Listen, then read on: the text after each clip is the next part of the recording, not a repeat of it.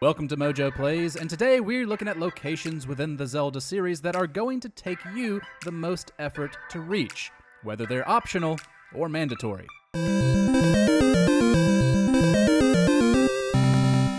But before we dive in, we publish new content all week long, so be sure to subscribe and ring the bell to get notified about our latest videos. The Star Island above Lookout Landing.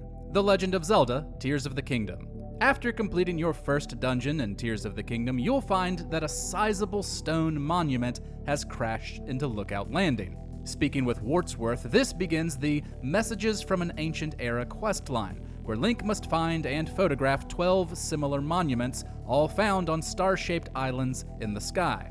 But what about the island where the original monument came from? Well, it sits at a much higher elevation than any island in the sky. It's directly underneath the threshold where the game literally tells you that you can't go any higher, around 3,000 meters. Getting to this island can be tricky. You'll have to use a Zonai build to fly there, using devices that don't disappear after a certain amount of time. And you'll need enough battery or charges so that you can reach it. And what do you get for your effort? Nothing but a great view.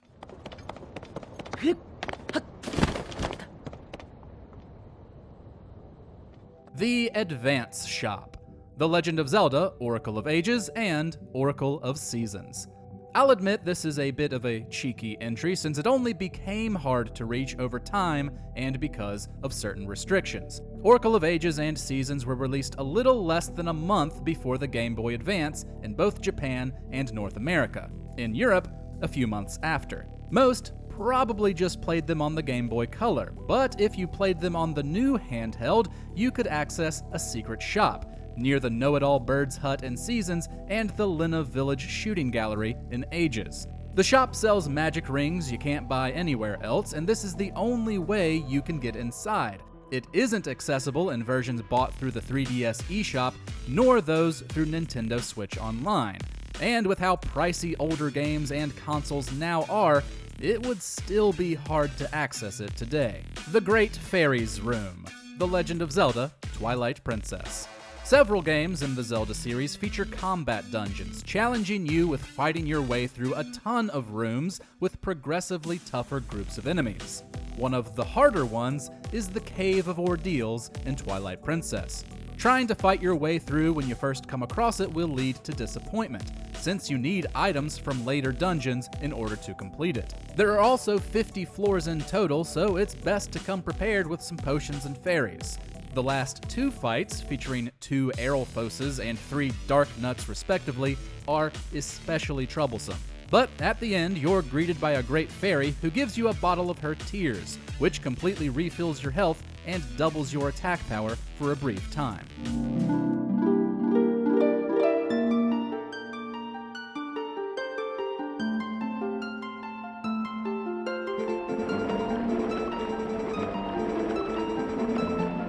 The Dark Realm. The Legend of Zelda: Spirit Tracks.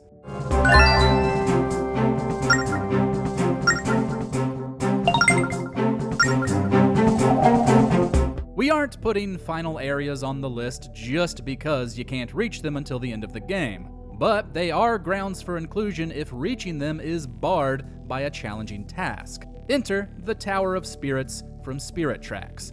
You revisit this area throughout the game, completing chunks at a time. However, the last few times you visit can be really hard. The phantoms that stalk the halls can knock Link out in a single hit, sending him back to the beginning of the room.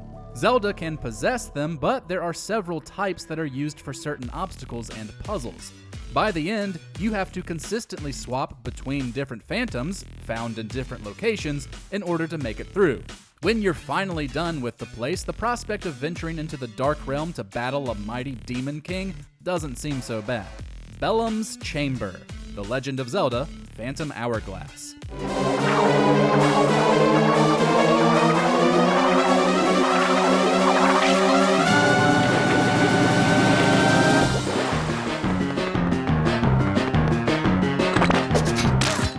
The Tower of Spirits is just a less annoying version of the Temple of the Ocean King. Like in Spirit Tracks, it's a place you have to visit multiple times throughout Phantom Hourglass.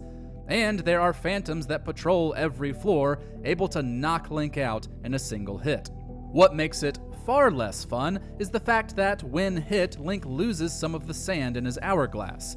When it runs out, he'll begin taking damage while inside the temple. Also, unlike the Tower of Spirits, you have to retread each floor you've already been in on every visit to make it deeper inside. And you don't have a ghostly Zelda as a companion to take over a phantom and protect you.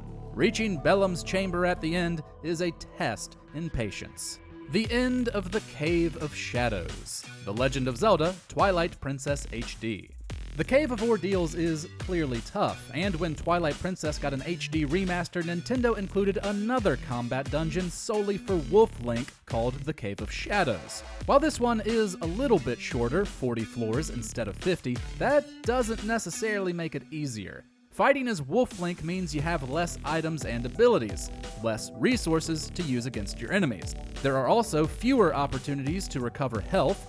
You can find a buried heart now and again, and amiibos can restore health, but there aren't dedicated rest spots like there are in the Cave of Ordeals. The larger enemy groups can be overwhelming in the higher floors, but making it to the end gets you a bunch of rupees and one of the largest wallet upgrades in the game.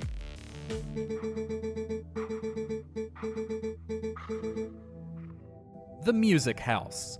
The Legend of Zelda, the Minish Cap. We've talked about this heart piece in several videos before, and anyone who knows about it is aware of its well-earned reputation. In Hyrule Castle Town, there is a locked house owned by Herb, who will only let you inside if you complete Karlov's figurine gallery. Doing so requires trading in mysterious shells, but you have to collect 130 figurines, and you earn them through a gacha system that essentially requires you to grind for more shells. Players have long since figured out that this system, where you're supposed to trade in more shells for a higher likelihood of earning a new figurine, is completely broken. But only by putting yourself through this monotony and disappointment can you get inside the Music House, where you'll find a piece of heart, a ton of rupees, and a phonograph where you can listen to the game's soundtrack. The Final Trials Final Room. The Legend of Zelda Breath of the Wild.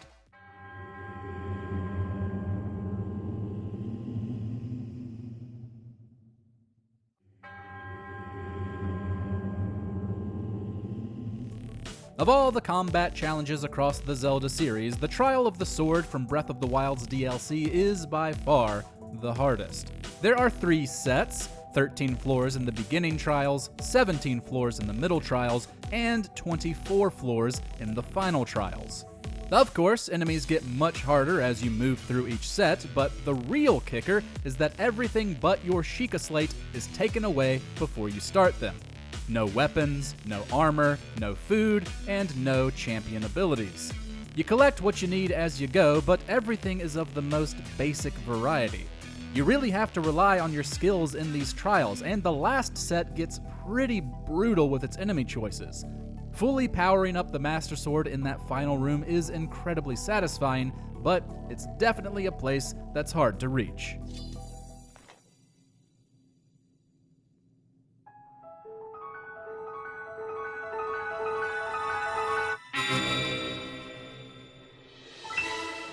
Ganon's Lair. The Legend of Zelda. Unsurprisingly, the original game on the NES is pretty hard, and that's especially true for players who didn't grow up with it and have gotten used to quality of life advancements in video games that make things more manageable. Level 9, the game's final dungeon, is a gauntlet of nearly 60 rooms, all packed with strong enemies in annoying combinations. Even if you've done the necessary legwork to make Link as strong and durable as possible, making it through is still a mighty task. Thankfully, one of the items you can find inside is the red ring, which reduces the damage Link takes. Still, the overwhelming enemy forces and the troublesome traps will make reaching Ganon's lair at the end stressful, to say the least.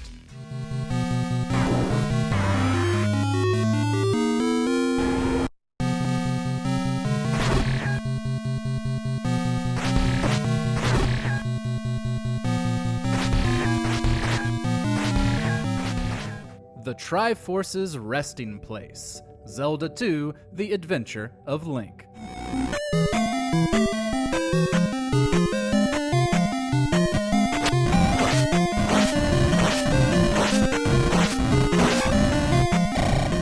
The Great Palace will always hold the crown as the hardest dungeon in the entire series, so its final room, where the Triforce of Courage rests, naturally deserves a spot on this list. This place is huge in its size and labyrinthine in its design, with secret walls and multiple paths that you'll likely end up traversing several times over. The enemies are ridiculous. They appear in large numbers and take far more hits to go down than most later bosses in the franchise. Top of the food chain is the Faka, knight-like birds who only appear here and can spell doom for our hero. That's not to mention that you have to fight 2 bosses at the end instead of 1, which is just mean. But this challenge is all to prove Link is worthy of wielding the Triforce of Courage. What's a location in the Zelda series you found hard to reach? Share your thoughts in the comments, and we'll see you next time.